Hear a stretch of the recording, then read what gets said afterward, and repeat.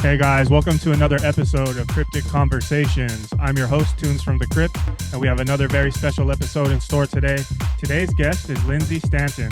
Lindsay is a coach, author, and somatic therapy practitioner. She has written a book titled The Enduring and Everlasting, which details her personal experiences with grief, receiving signs, and establishing a communication system with her late husband. The book aims to assist others in navigating grief by providing resources and modalities such as visualization, journaling, and movement. Lindsay essentially helps transform grief. She is also a professional speaker who has been featured in numerous media interviews on various topics related to personal growth, spirituality, grief, and more. And I'm honored to have her today. So welcome to the show. Thank you so much for having me. Awesome. Thank you for being here. So as I like to ask all my guests, talk to me about your early life. Where did you grow up? Where did you go to school? And what was your family like? Yeah, so kind of grew up in multiple locations, spent the most time in the Chicagoland area, but was born in Ohio.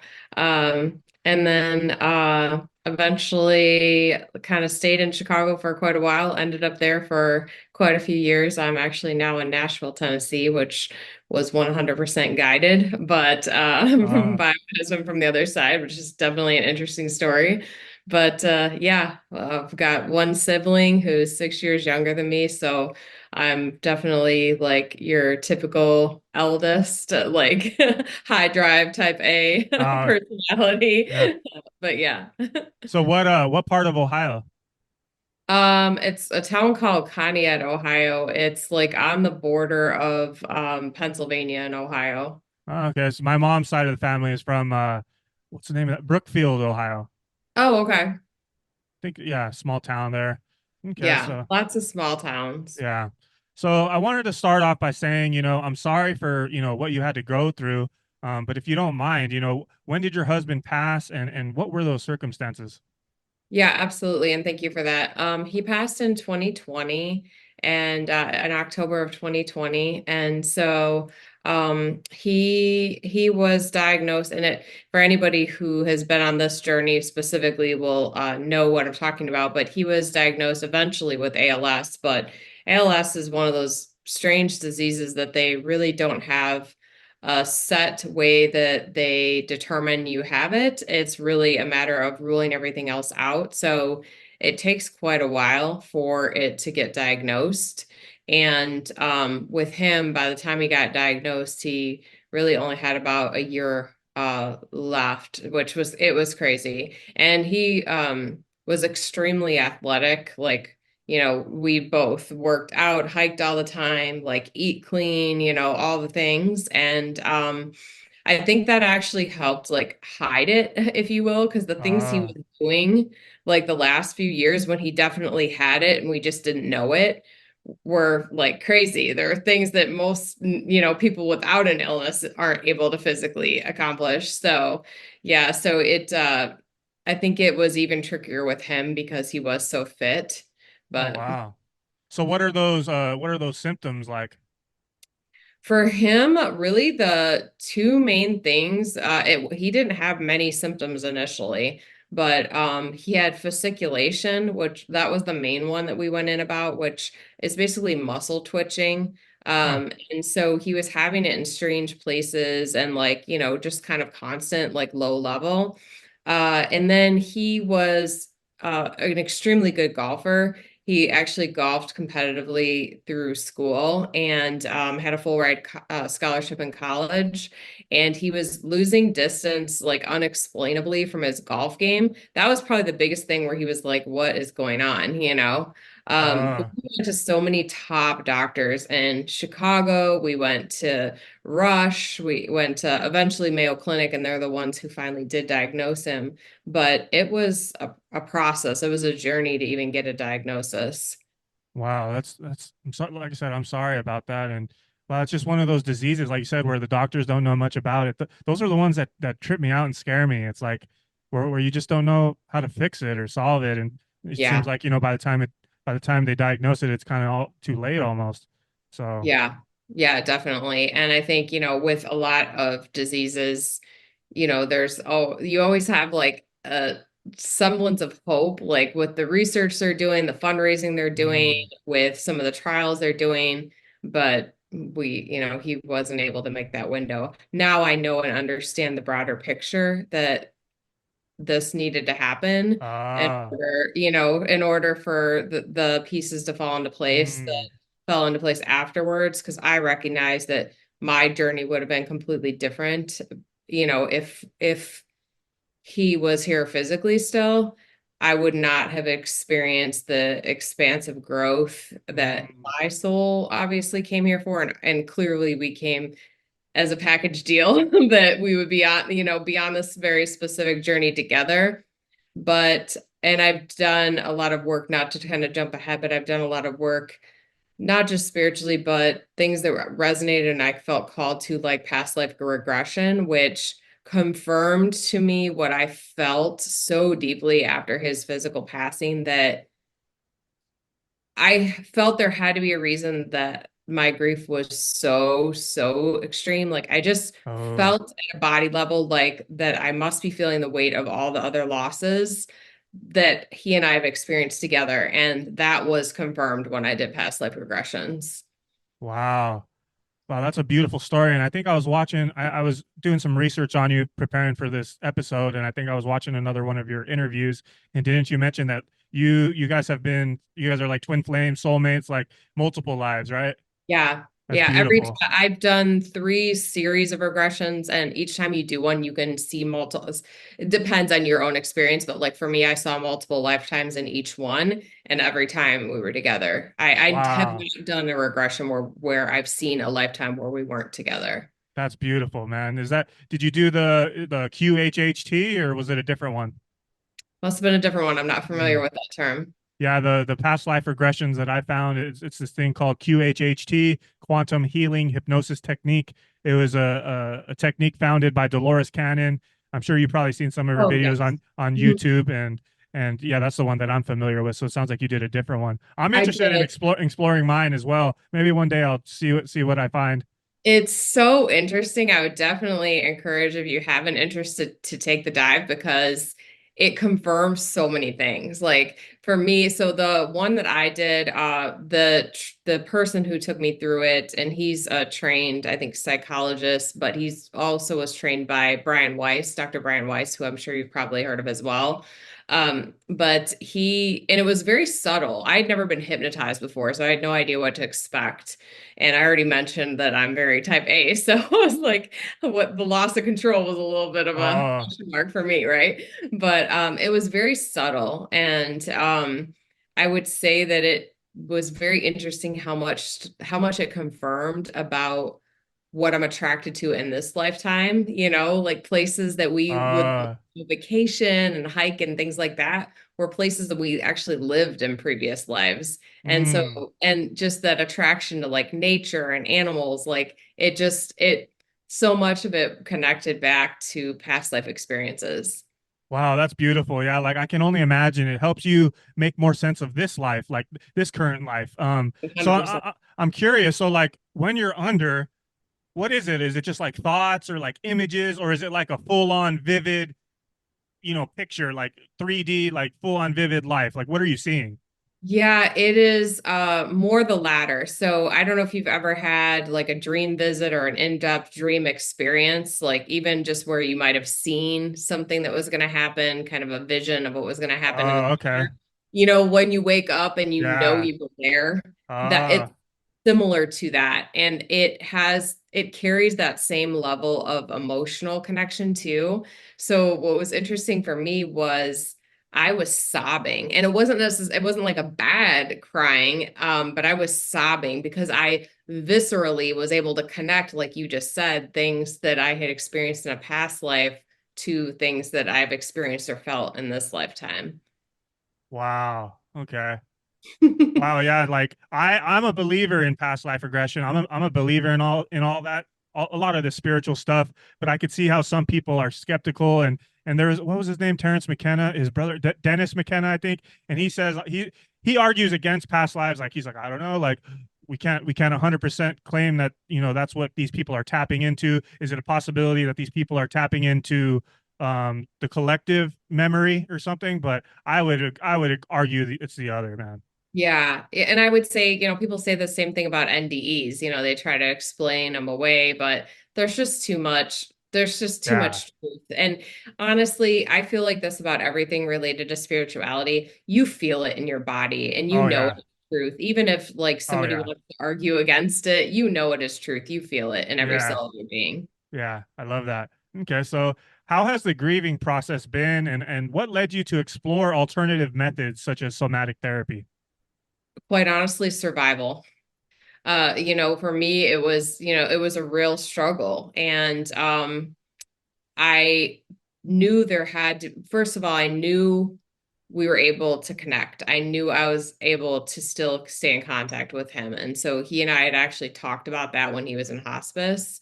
So for me, it was listening and tuning into the guidance that he was giving me from the other side, but also what my intuition was guiding me towards as far as what would help make that pathway to connection easier. And there were some tools that really stood out for me. And then ultimately, if it worked for me, I know, I mean, I'm in communities with people that are struggling with grief. I Mhm. know they're feeling, Yeah. so many people are feeling the same things that I felt on my journey. And so anything that I could do with the tools that I navigated and learned, because many of them aren't being, necessarily recommended to people that are grieving, anything that I could provide to others to help ease and transform that pain, even just a little bit, I know that's my purpose. I love that. So for the listeners who may not know, even perhaps myself, I guess, so yeah, so what is somatic therapy, and what are some of these tools? Yeah, it actually very much connects back to the conversation we just had about past life regressions. It's essentially your body holding and storing any traumatic experience. And I'm a firm believer that our body response, our mental and psychological response to grief is very, very parallel to trauma. And I think they're very consistent with each other. So for me, a lot of the tools that people use that have experienced deep trauma layered in so well with the more spiritual aspects of what I was doing to try to help myself on my journey. And so somatics really was just kind of that logical piece. I was already listening to my body about what resonated with Mm, me, what didn't, to help me, tap more into my intuition. So it made sense to be able to use that same connectivity to my body to heal. And wow. that's really what somatics is. Yeah, I love that. From my story, a few years back, I was in a very dark place. And basically what I've come to find is that my trauma was passed down to me from my dad, and he had a rough childhood, and he basically what I've learned too in this life is like you have to break the cycle, like I had to be the one to break the cycle.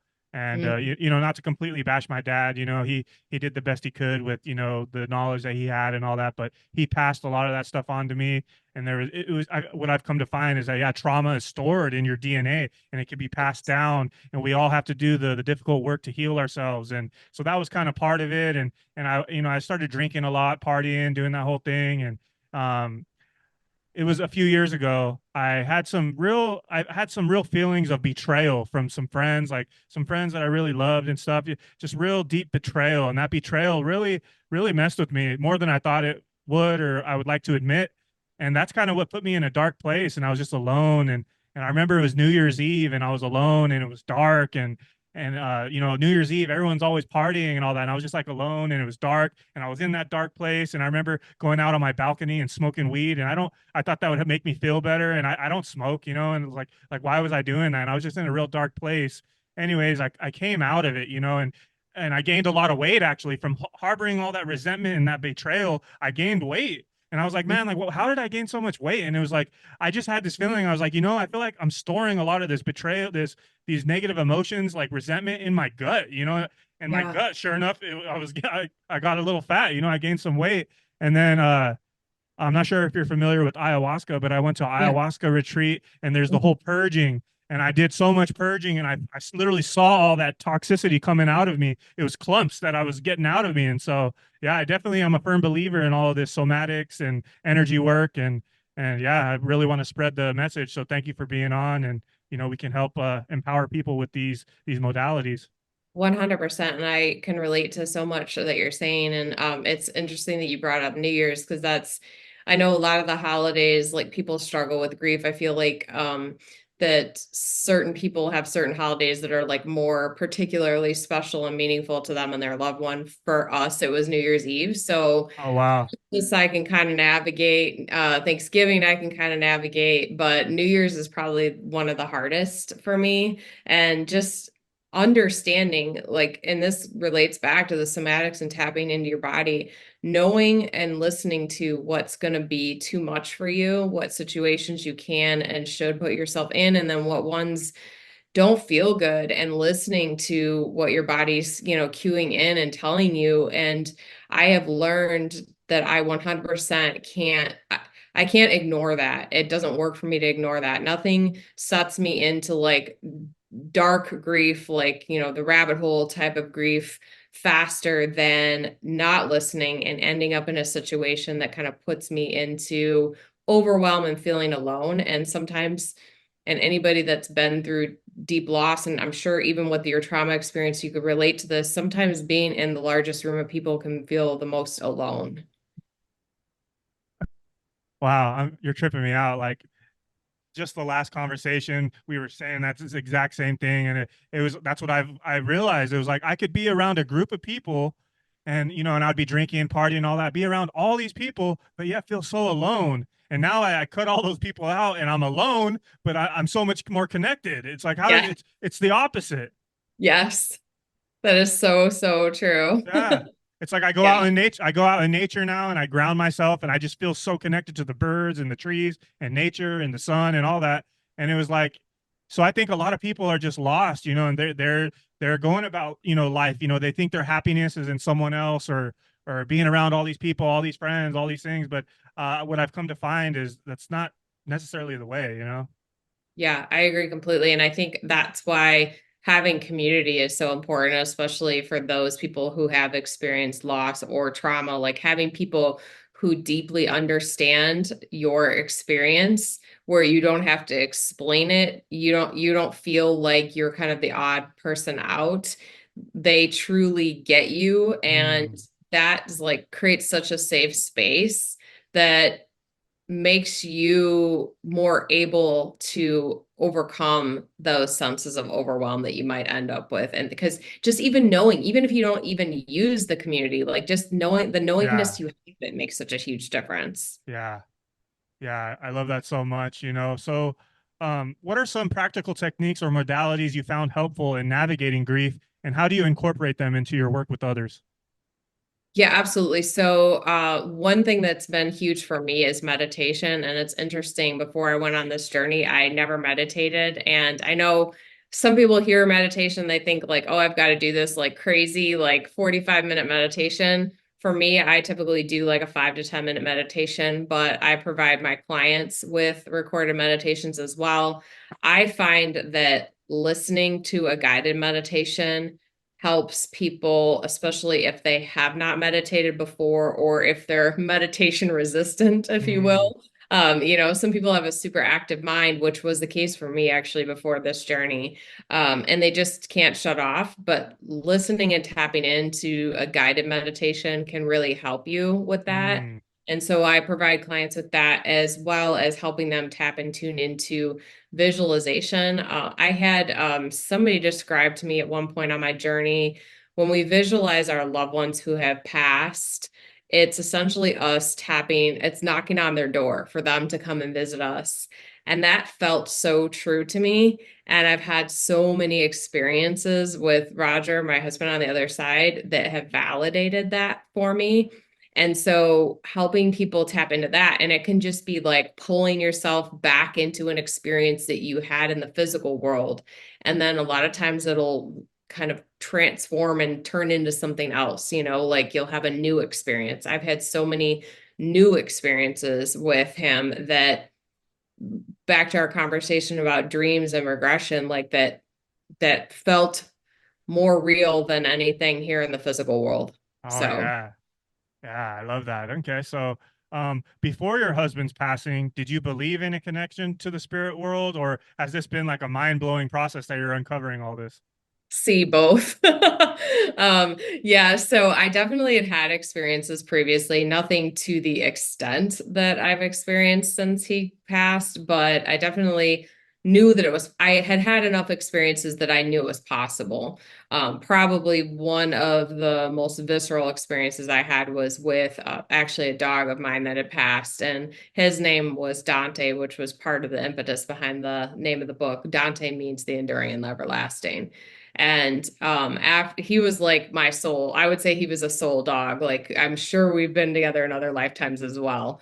But he just was so in tune and connected to me. But when he passed, I had the day after he passed, I had a dream visit with him. And then I was getting sick. I was getting so many signs from him too. So I knew it was possible. It was like, okay, well, I know if he can do this, Roger sure can do this. And so that I had enough experiences, even just with grandparents that had passed and things, like just small knowingnesses of like that they were protecting me, like if something was happening, or, it didn't necessarily need to be anything huge, but just you have that sense of protection, I think sometimes that like somebody was watching out for you. It could be avoiding a bad car accident. It could have been Oh, like I had an episode with one of my small dogs. I used to have Yorkies, and I had an episode with him, and I knew my grandfather was like protecting him and helping me navigate the situation. So experiences like that over the years that tuned me into the fact that it ah, was possible. And then obviously the conversations that Roger and I had before he passed too, like just helped me know that this was not going to be it, that, there was no way that we were going to cease communication. yeah, I love that. Yeah, my sister, she lost her son. He was 19, lost him in a car accident, and she to this day gets, she called him Pooh Bear, like Winnie the Pooh, like oh my Pooh Bear or whatever. And so she'll get signs of like Winnie the Pooh, and she feels like that's him communicating with her, or she'll get all these feathers. And my mom has a story too, like her dad when he died. There was this one musical, like this old musical that it was his favorite. Forget the name of it, but anyways, it was like his birthday would come around or something, and she'd feel sad, like, oh, I miss my dad or whatever. And then sure enough, that movie comes on the TV, and it's like Yeah. little things like that. Yeah, it's Yeah, amazing. I mean, I think it's mind blowing everything that they can do for us on the other side. I mean, anything that electronic, like anything that, has waves controlling it, energetic waves controlling it, whether it's electronics, whether it's animals, especially birds, they're able to, help like make changes or change the pathway of that energy to help send us those signs. So that's why a lot of times you see like signs will be like animals that fly, whether it's birds or butterflies or. yeah, that kind of a thing. So, I'm curious. I love the name of your website, your business, Soul Revival. So, what inspired the name for your business? Yeah, very similar actually to the cover of the book, which I don't know if you've seen it, but it's basically like the idea of a sunrise and a sunset. So that the way that a relationship or an existence is now, it always comes back. It might look different when the sun rises again. It might look different than when it's set, but it always comes back. Every day you can count on the Yeah, fact that it's going to come back. And so I feel like soul revival is the idea of our, even though our physical body might cease to exist, our energy is ever present, and we can tap into that to help revive the energy that's central to us that are still here in the physical world, and connect back to our loved ones on the other side who are ready, willing, and able to love us, show us signs, communicate with us. They want to communicate with us. They want us to recognize that they're sending us signs. Yeah, I love that. So, what role does spirituality play in your understanding of grief and healing? And how do you integrate spiritual principles into your work? I integrate spiritual principles probably into everything that I do throughout my day. I mean, not just, my own grief and, the practices that I use with my clients. The tech company I use or that I run, it's very like heart centered now. I would say it is the frame of everything that is my existence now. And it's interesting. It layers into so many other things that people are talking about. So it's nothing siloed. I really truly believe it is the idea of oneness, that everything is one, everything is layered into one, and we are all to some extent one because we're all from like the same energy Yeah. source.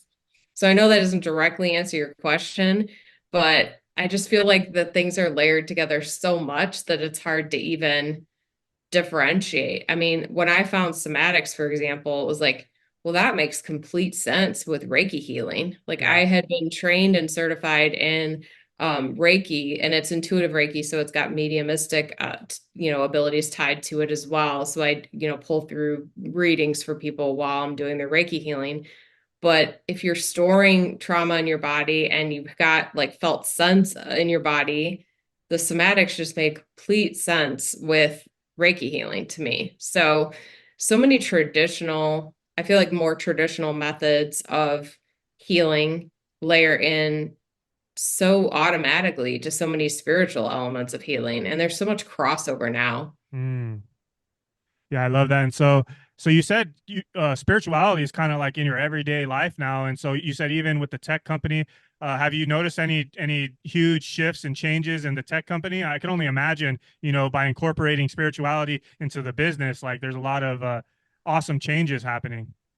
Yeah, definitely. And I think just trusting, like the biggest thing with, I feel like the biggest thing with spirituality and just leading yourself in a way that's aligned with spirituality is trust and the ebb and flow. And even if it feels like, okay, well, I missed that opportunity, or I didn't get that deal, or whatever it might be, it's like, okay, well, there's a reason and something bigger and better is meant for me. And just as hard as it can be, like trusting that. And the one Mm, thing that I've definitely learned is the more you tap into that trust for the small things, the more it happens automatically for the big things, because you're retraining your brain and your body and the way it responds when it's scared. yeah. Yeah, I love that so much. Okay, so could you describe some of the signs that you received from your late husband and how they influenced your healing journey? Yeah, I mean, I've had so many awesome ones. I'm so thankful and grateful that I get signs from him every day, whether it's numbers or he loved birds of prey were huge. He loved birds of prey. So I get hawks all the time from him. I mean, hawks doing crazy things. So I'll tell you one quick story that I'm not even sure I told in the book, but I was getting ready for Christmas. Christmas was he loved Christmas. And so I was getting ready for Christmas, and we were planning to have dinner, his kids and and I was talking to one of my neighbors about the dinner that we had planned. We were both walking our dogs. And as we're talking about this Christmas dinner, and he loved my connection with the kids too. Like that was really big with him. And they're adults. But as my friend and I are staying there talking about this Christmas dinner, and we were going to do it up all the way we always did with Roger, here. Like we were going to have the same type of meal, which is not it's a very unusual meal for Christmas. And all of a sudden, as we're talking, this hawk goes between us sideways so that we could see its underbelly. I mean, it practically touched us. It went between us, through a bush, around again.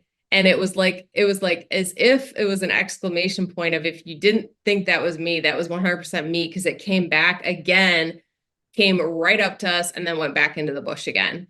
Oh And my we God. we were both just laughing. I mean, it was like, but I've had like so many crazy stories like that with hawks doing things that they don't do in nature.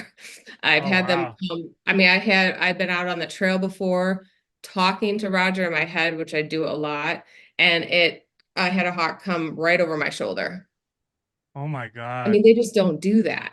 So, Yeah. just so many crazy, awesome stories like that where just, I feel like those are really good examples because it's like completely out of character behavior for that animal specifically, you know? Yeah. I think birds are, yeah, they're a very spiritual being because yeah, there's a lot of stories with birds. I have some stories with birds too where they just act strange and stuff. So there's something with birds for sure.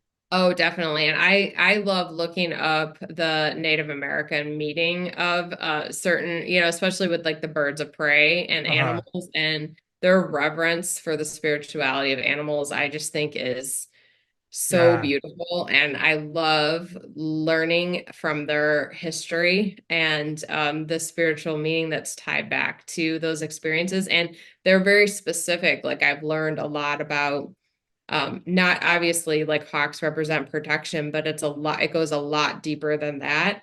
And they're often symbols for you in certain times that something important is going to happen for you and they're carrying the message of that for you. And I've had that. So I have them visit me just, as obviously a hello from my husband, but I've also had like really specific poignant visits from hawks when Oh wow. something big was going down. So yeah. Yeah. Yeah, there's something there for birds. So I'm remembering now the story I had real quick is I did a hypnotherapy session and when the hypnotist put me under I was here she was like imagine, like a peaceful place or whatever and I was like imagining the beach or whatever. And it was so vivid, it was so profound. I literally heard birds chirping like at the beach kind of a thing.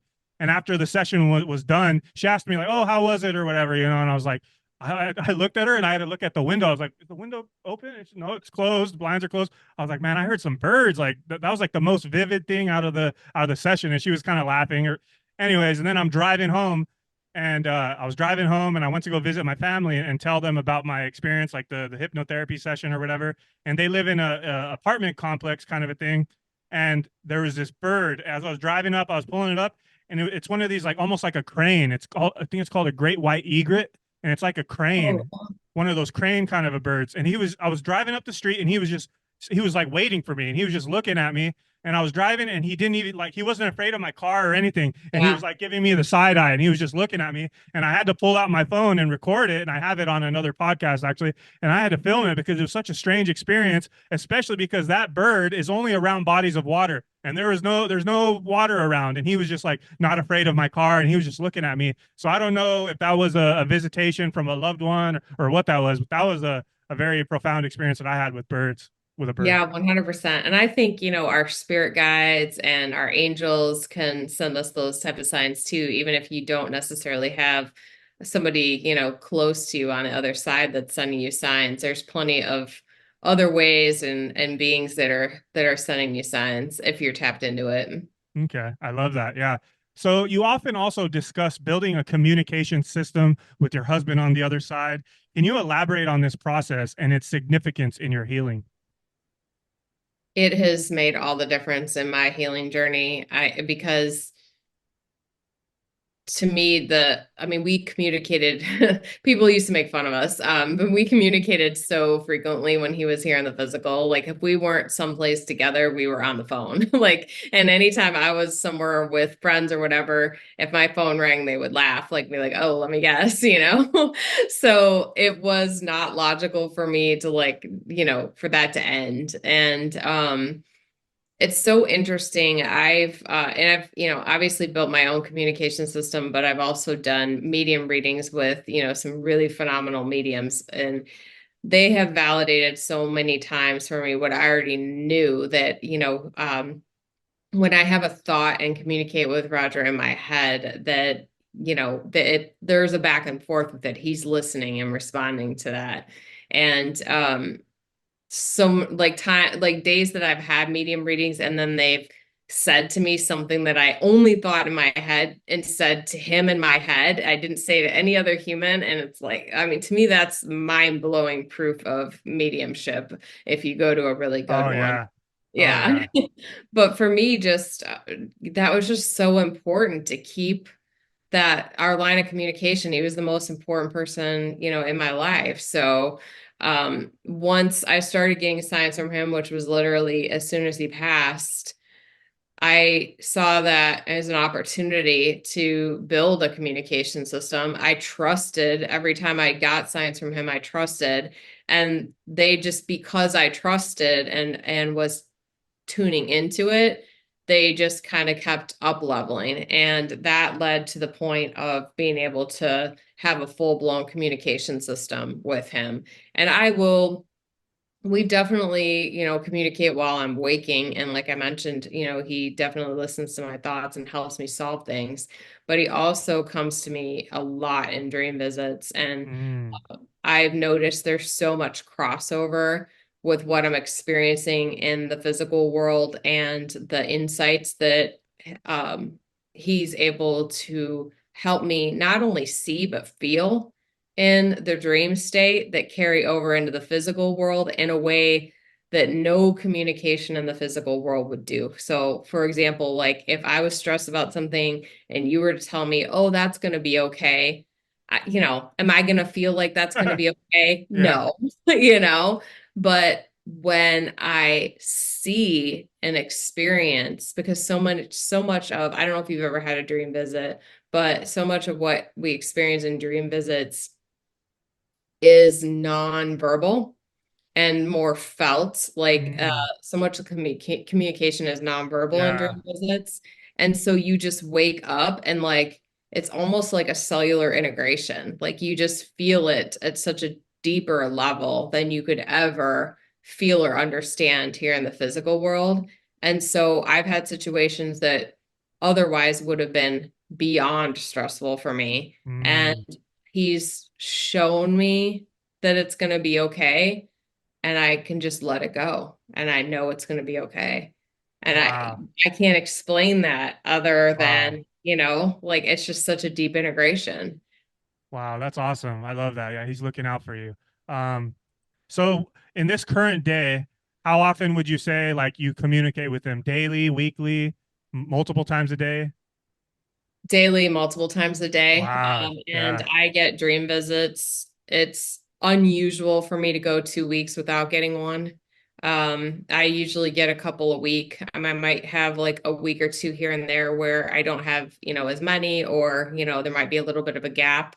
But I journal all of them. I think it's really important because we can miss, a lot of things when, as soon as we wake up and our crazy human brain world takes over and our phones are blowing up and all Oh the yeah. things, we can lose so much. And there's so much subtle but very important messaging in dream visits. Like so much of what we're being communicated is through like more subtle signs and symbolism in dream visits. Mm, yeah. And you can really gain so much from it if you tap into it and let yourself kind of, I like to marinate on it, which is part of the reason I like to write all the details down, because so often I'll like have like an aha moment, if I'm out for a walk, like a couple hours after a dream visit or whatever, it's like, oh, that was this, and you're connecting the dots.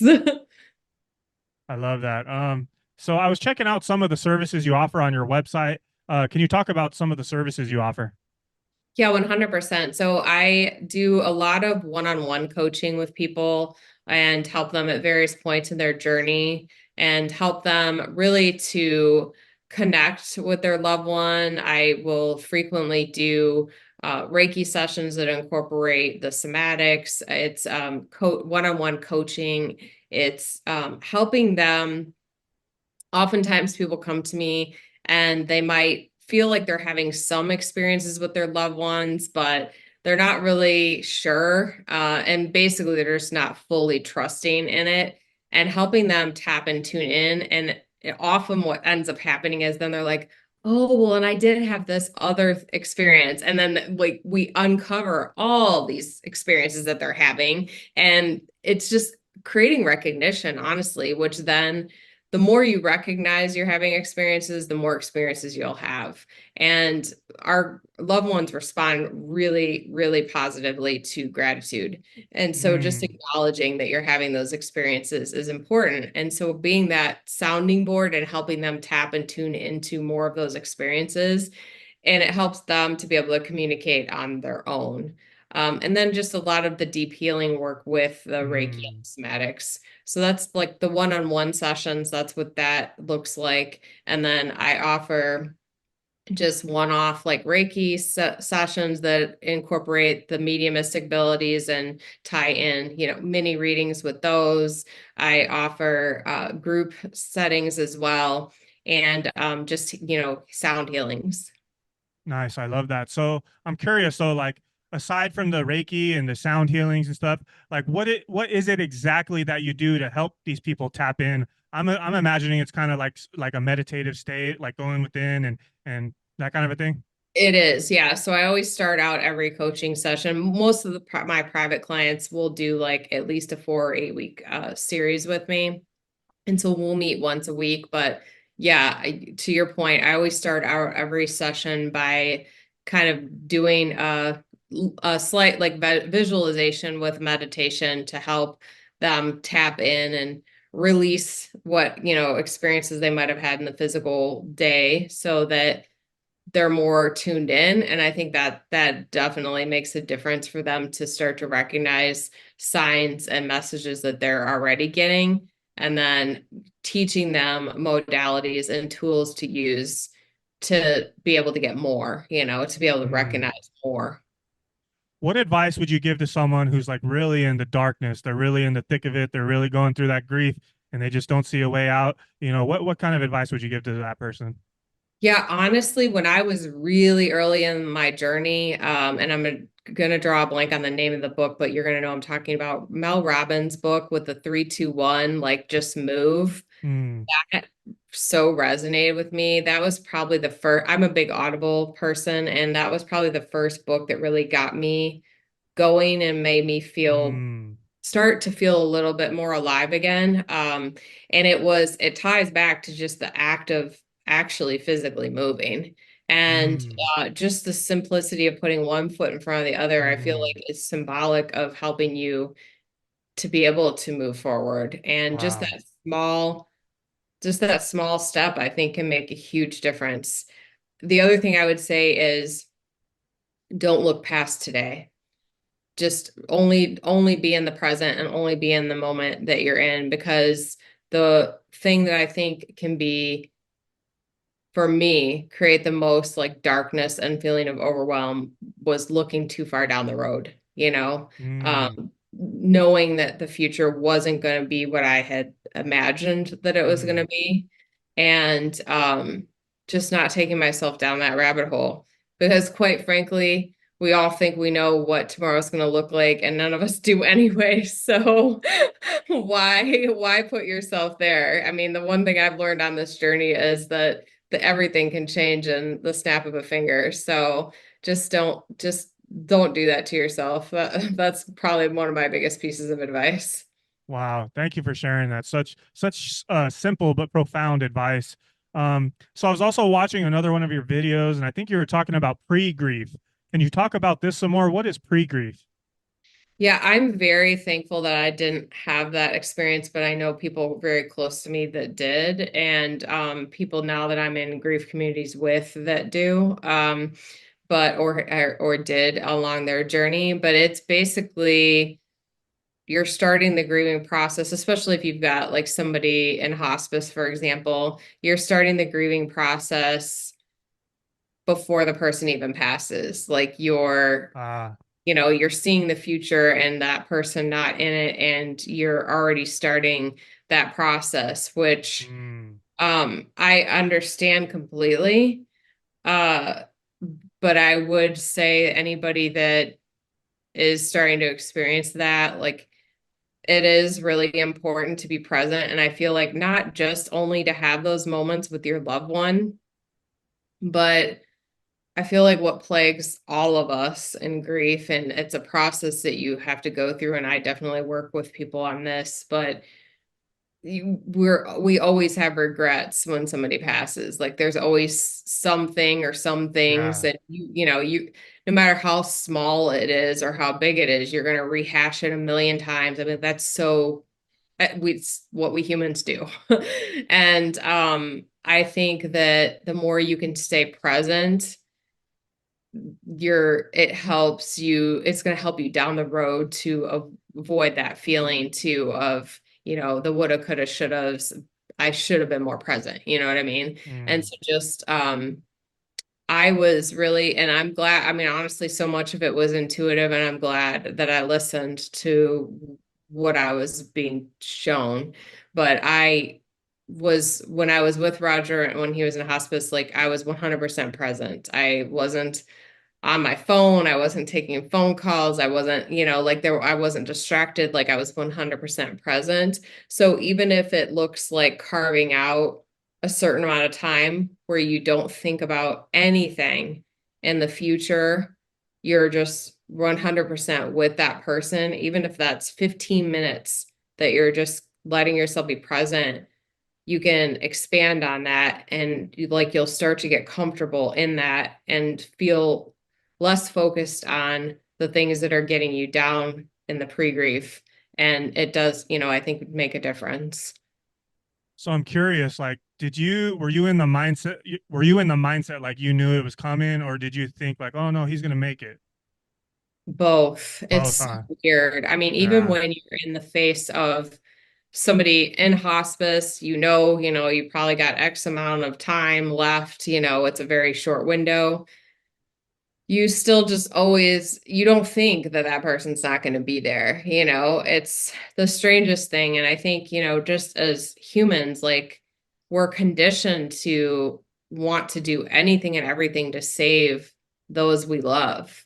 And so it's such a strange, complicated space to be in when somebody that you love and you would do literally anything to save is in hospice. It just adds, it's so complicated.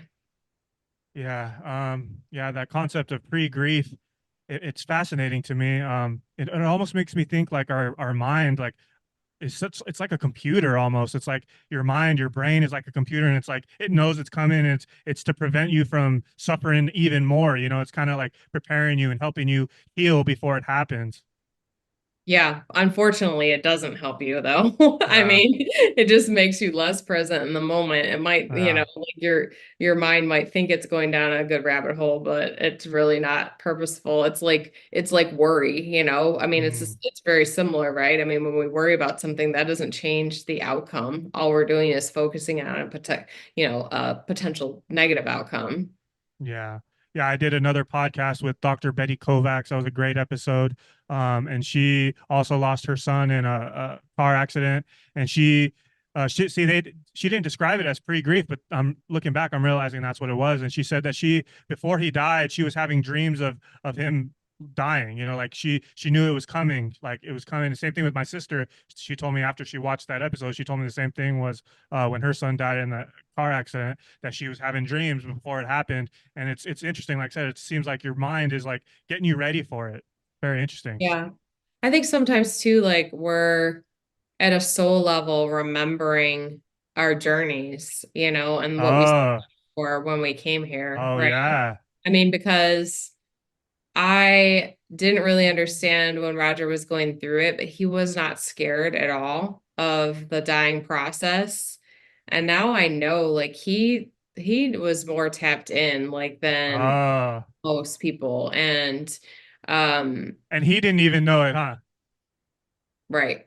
He didn't know he was a spiritual guy, huh? He didn't really know.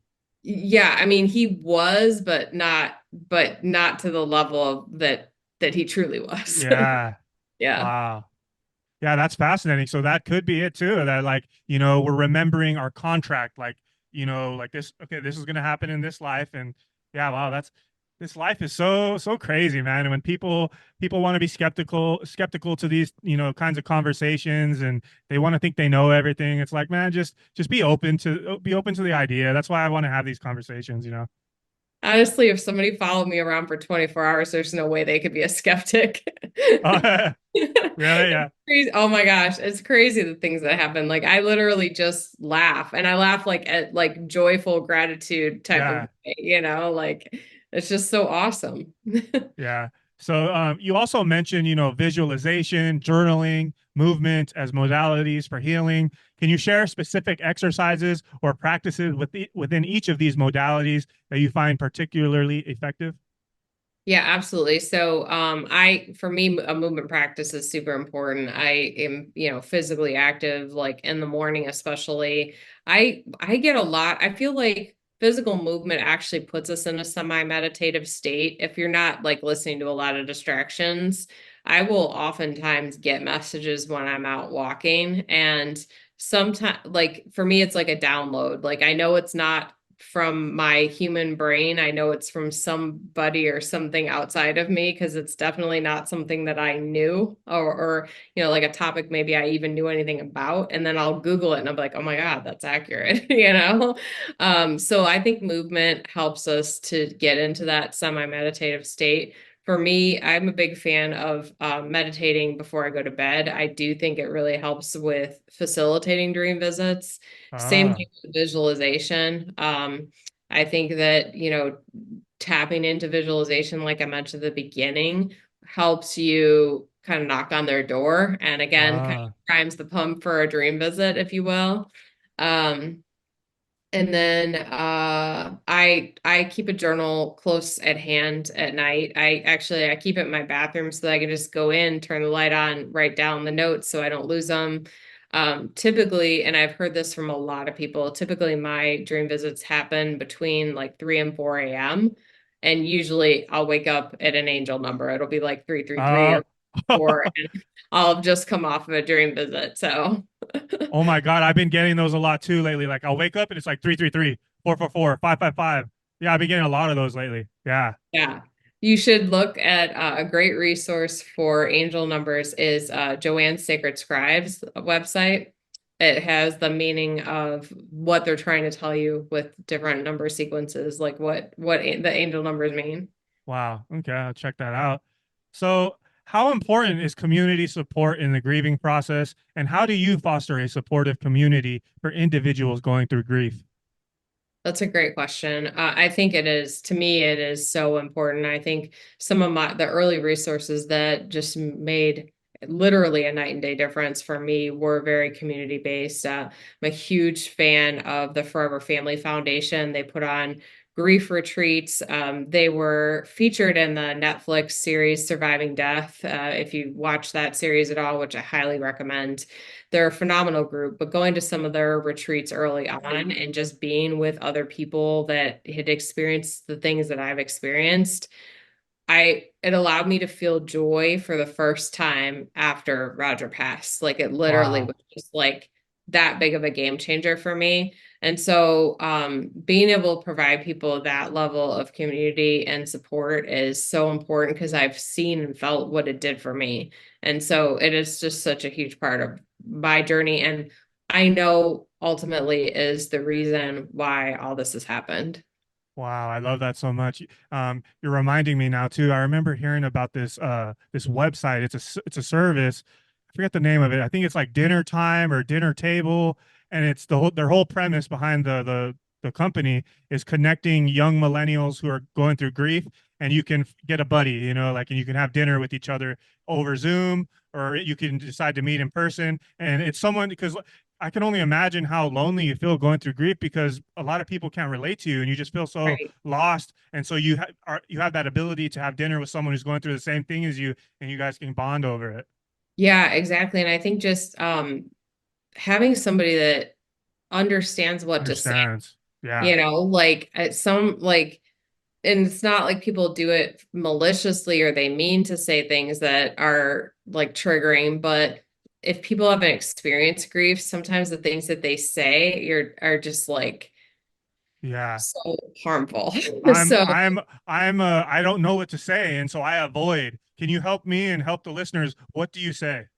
yeah, I think honestly the biggest thing is just checking in, like, and not being afraid to talk about the person that passed, because I feel like some people think that if you don't talk about it, then like you're not going to bring it up. It's not going to create sadness. We're already thinking about it 24/7. Yeah. So like you not bringing it up isn't going to change that. But you bringing it up, like for me, like if somebody brings it up and like, oh, I thought of Roger the other day because this happened, like that like warms my heart. Okay. And then just at a basic level, just checking in and understanding that most people only check in for like those first few months, maybe a year, but most people Yeah. don't do that. Yeah. So like just having those like check-ins, like, hey, I was thinking about you today, especially if like it's a birthday, it's a holiday, it's an important day for them, like as a Yeah. couple. Yeah. Something happened in the news that would have meant something to their loved one, like, Mm. hey, was thinking about you guys today, and like Yeah. including the person that passed is really important too, because I'm like, for example, and you might have seen this in the other interviews I did, I don't use the word death because I really don't believe in the premise of that word because our energy is ever existent. Yeah. So, just understanding that their loved one is still around them and still with them. So Hmm. including them in the conversation is such a powerful gift that you can help give them. Oh, okay. Okay, so I do that then. So like with my mom and stuff, like if a relative's birthday comes up or something, I'll look at her and I'll be like, talk to him, say hi, or talk to him, and she'll do like a little prayer kind of a thing or something. But yeah, I can see how people like, it's not that they don't care, it's just it's awkward and they don't know what to say, and they just don't want to bring it up, and also people are so busy with their own lives, maybe they forget, and so I think that's a big part of it too. But we can Yeah. all do better. We can do better. Yeah, and I think even if you forget like on the day, like you can even say like there's no harm in saying, "Hey, I didn't get a chance to text you yesterday or whatever it was, and but I just wanted you to know I was thinking about you." I'd much rather get that late than never. Hmm. Okay. So kind of closing it out, can you share a success story or memorable experience from your work with individuals navigating grief that highlights the transformative power of healing?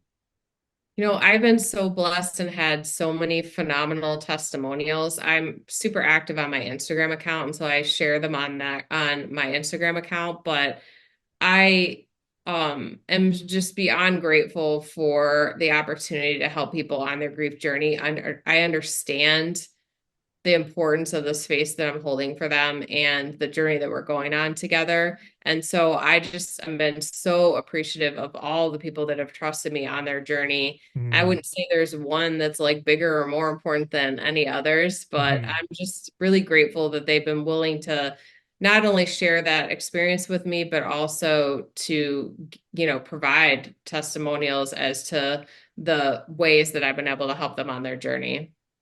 I love that. Okay. So, kind of closing it out, can you send the listeners out there a final message of love and healing, especially the ones who are struggling and might be going through that grieving process? Absolutely. I'm just gonna send them so much positive healing energy and just let them know that you are loved. Your loved ones are connecting with you. They are sending you signs. They are cheerleaders for you on the other side. They want you to succeed, and they are filling you with so much love and healing energy as well. Awesome. I love that. So thank you so much, Lindsay, for meeting with me today.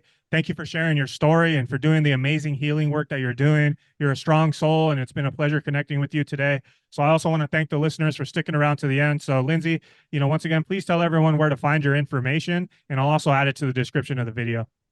Yeah, absolutely. So I'm super active on Instagram. My handle is The Healing Grief Guide, and my website is The Soul Revival, as you mentioned. I would mention too, if your listeners want to shoot me a DM, I've got a great grounding healing meditation. I'm happy to send their way if you want to look me up on Instagram and send me a message. Awesome. Thank you so much.